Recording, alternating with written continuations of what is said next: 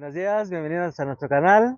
El chisme que les traigo hoy es la historia que no nos contaron acerca de la construcción de la Catedral Metropolitana.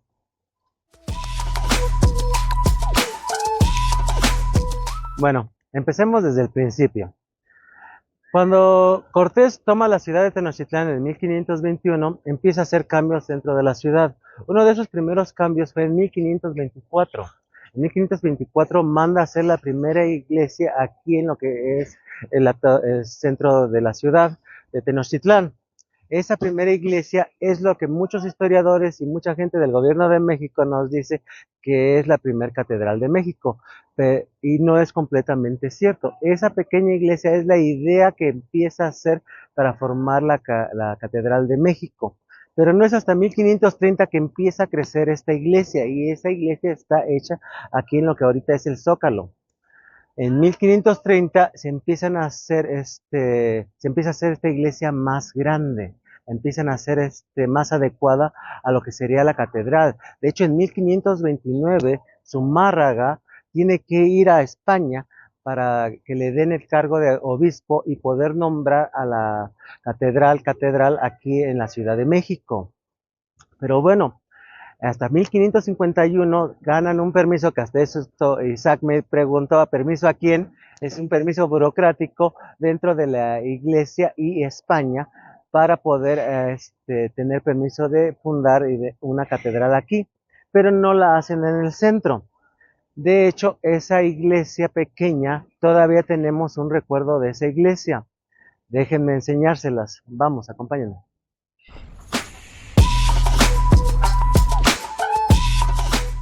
Nos encontramos ahora en la única reliquia que tenemos del siglo XVI aquí en el centro histórico. Todos los historiadores y el gobierno de México nos hacen creer siempre que tenemos aquí en el centro histórico historia de edificios desde hace 500 años, y no es verdad. ¿Por qué no es verdad esto? En 1628 hay una inundación en la Ciudad de México, que es lo que es ahora el centro histórico, y esa inundación mantuvo bajo el agua toda la ciudad por 4 años. Lo único que tenemos en este momento del siglo XVI es esta puerta. Esta puerta es la puerta que yo hablaba de la iglesia que en 1524 manda hacer Cortés, y la mueven aquí para el Hospital de Jesús.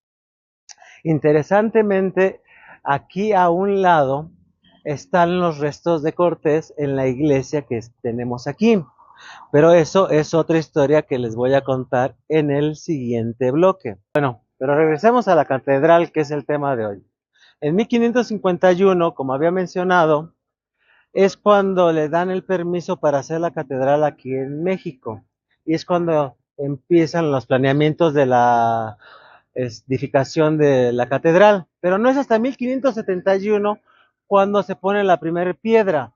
Es ahí cuando debemos de empezar a contar la construcción de la catedral, y ponerle una pausa en 1628 con la inundación. Ahí es cuando realmente empieza la obra a tener frutos y se empieza a ver de una manera más consolidada. Pero bueno, déjenme explicarles un poco más acerca de lo que estamos viendo aquí en la catedral y sus construcciones. Por ejemplo, una de las cosas que nadie sabe es acerca de las torres. Estas torres, Isaac puede tomar la torre, es una torre de 67 metros y 56 campanas. Pero no es solamente eso, es la única catedral que tiene arriba de las torres hechas y construidas unas campanas. Si lo podemos ver de la torre oriente, ahí se puede ver mejor. Bueno, vamos a empezar con los hechos de la construcción de la catedral. En 1790, el virrey manda nivelar lo que es ahora el Zócalo y encuentra la Piedra del Sol, el calendario azteca. Y lo que deciden en ese punto es ponerla aquí a un costado, al costado poniente de la catedral. Y por aquí estuvo casi 100 años hasta que fue movida al Museo Nacional. Bueno, no es hasta 1813 que Manuel Tolsá termina de construir la catedral. Y algo de que hace de la catedral es también son el término de las fachadas. Lo termina haciendo de una manera más neoclásico. Y una de las cosas que termina haciendo también pone estas esculturas arriba de las puertas, que cuando pasamos no nos damos cuenta. Aquí en esta puerta a la izquierda de la catedral vemos la imagen de San Pedro cuando Dios le está dando las llaves de la ciudad. Bueno, ahora estamos en la puerta central. Una de las cosas que hay aquí que casi nadie ven es la escultura que está aquí arriba, que es la escultura que representa la ascensión o la ascensión de la Virgen María a los cielos. De hecho, si ustedes creen que los nombres antes eran largos, no solo de las personas, también de las estructuras de la catedral se llama la Catedral Metropolitana de la Asunción de la Virgen María a los cielos de la Ciudad de México. Pero bueno, vayamos a la última puerta. Bueno, para finalizar las puertas, aquí en la tercera puerta, en la puerta de la derecha, vamos a ver una escultura que representa una barca donde Jesús está hasta arriba, San Pedro en un costado y los 12 apóstoles en la barca, que en tiempos antiguos representaba esta guía que llevaba a las nuevas almas a la religión católica, a la nueva religión. Pero bueno, continuemos con el Sagrario Metropolitano.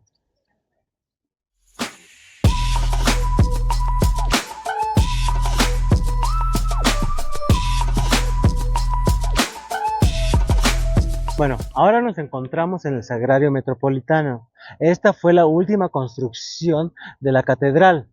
Es a finales del siglo XVIII cuando se termina el Sagrario. El Sagrario realmente lo que empezó siendo fue una obra para hacer una construcción de oficinas para la catedral, pero ya al final se tomaron en cuenta que podría ser parte de otra iglesia y es lo que termina de ser. Lo interesante acerca del sagrario es que está construido con tesontle, una piedra que utilizaban mucho en construcciones aquí en el centro histórico, a diferencia de la catedral que está hecha de cantera.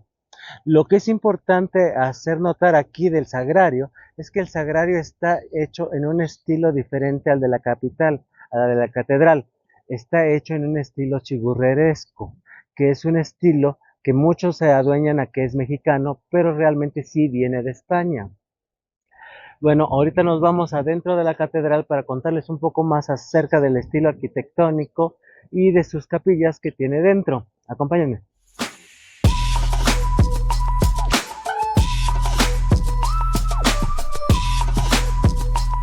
Bueno, regresamos aquí a la entrada principal de la catedral. Aquí lo que vamos a ver dentro es el altar del perdón. Déjenme enseñárselos. Vamos. El altar del perdón es realmente una réplica a lo que vemos aquí.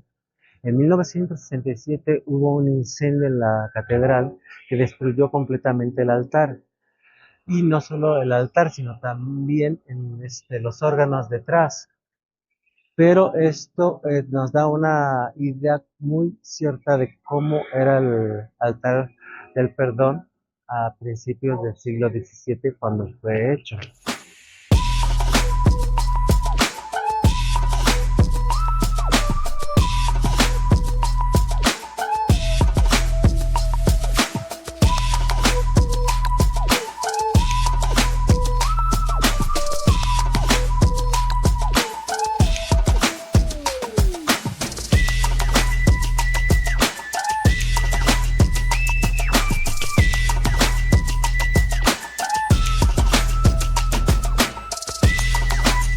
Como todas las iglesias antiguas, la catedral también tiene leyendas e historias. Aquí una de las historias más interesantes que hay es que aquí en los confesionarios un padre se murió y ese padre se aparece de vez en cuando en las noches.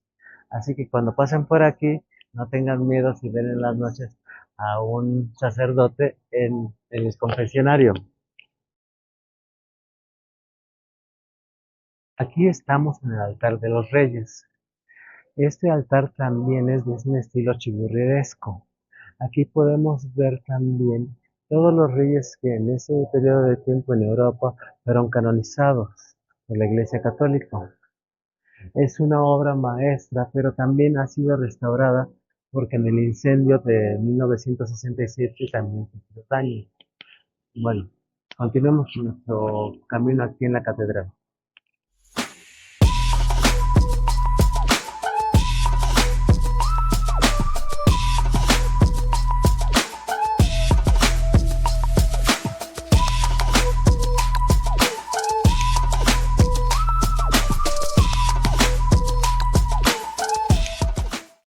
En la salida poniente de la catedral vamos a poder ver también la entrada a las criptas. Aquí abajo de la catedral están todos los obispos y arzobispos que han estado de servicio en la catedral. De hecho está aquí Zumárraga, fue el primer obispo. Pero bueno, esa es otra historia. Ahora vamos para afuera para terminar el video. Acompáñenme.